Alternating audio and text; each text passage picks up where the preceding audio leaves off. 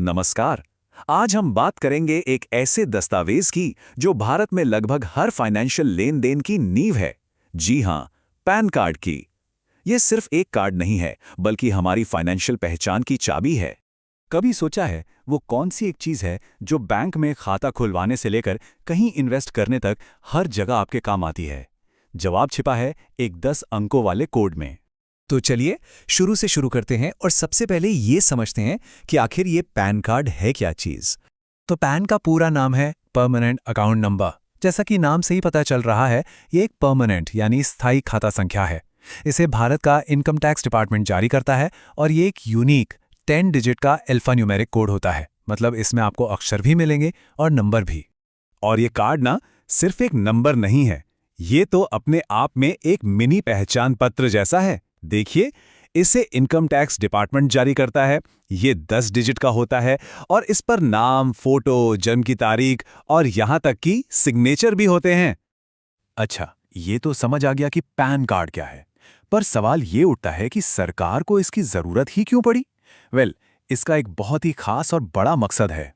देखिए, सबसे जरूरी बात यह है कि पैन कार्ड की मदद से सरकार किसी भी व्यक्ति के सभी टैक्स से जुड़े लेन देन को एक ही जगह पर ट्रैक कर सकती है।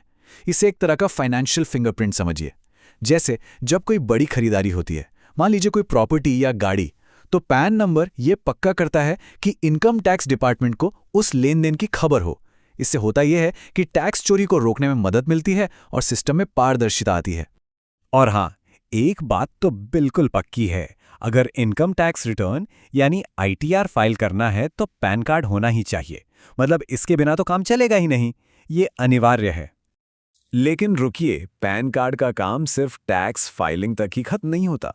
ये तो हमारी रोज की फाइनेंशियल जिंदगी का एक बहुत जरूरी हिस्सा बन चुका है। जरा सोचिए, बैंक अकाउंट खोलना है, पैन कार्ड लगेगा। क्रेडिट कार्ड के लिए अप्लाई करना है, पैन नंबर देना होगा। स्टॉक मार्केट, म्यूचुअल फंड में पैसा लगाना है, उसके लिए भी पैन जरूरी है। गाड़ी खरीदनी हो, प्रॉपर्टी बेचनी हो, लोन लेना हो, हर बड़े फाइनेंशियल काम में पैन सबसे पहले आता है। और तो और, कई जगहों पर यह फोटो आईडी का भी काम कर जाता है। एक और जरूरी नियम याद रखिए, अगर कभी बैंक खाते में एक दिन में 50,000 रुपए से ज्यादा कैश जमा कराना हो तो पैन नंबर देना ही होगा। यह सरकार का तरीका है बड़े कैश ट्रांजैक्शंस पर नजर रखने का। और ऐसा ही कुछ प्रॉपर्टी या गाड़ियों के साथ भी है। अगर कोई भी खरीद बिक्री 2 लाख रुपए से ज्यादा की है तो उस डील में भी पैन कार्ड दिखाना जरूरी हो जाता है। तो अब जब इसकी इतनी जरूरत समझ आ गई है तो सवाल उठता है कि भाई, अगर किसी के पास पैन कार्ड नहीं है तो क्या करें, कैसे बनवाएं? चलिए इसका तरीका भी जान लेते हैं।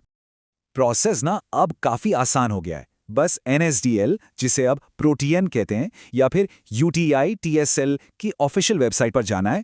वहां एक ऑनलाइन फॉर्म मिलेगा, उसे भरिए, अपने जरूरी डॉक्यूमेंट्स अपलोड कीजिए और बस हो गया काम। तो देखा, पैन कार्ड सिर्फ एक दस्तावेज नहीं है, ये तो जैसे हमारी फाइनेंशियल दुनिया का पासपोर्ट है। हर बड़े कदम पर हमारी पहचान। और ये हमें एक बहुत बड़े सवाल पर लाकर खड़ा कर देता है। जब एक छोटा सा कार्ड इतनी बड़ी भूमिका निभा रहा है, तो क्या हमारी फाइनेंशियल पहचान सच में सुरक्षित है?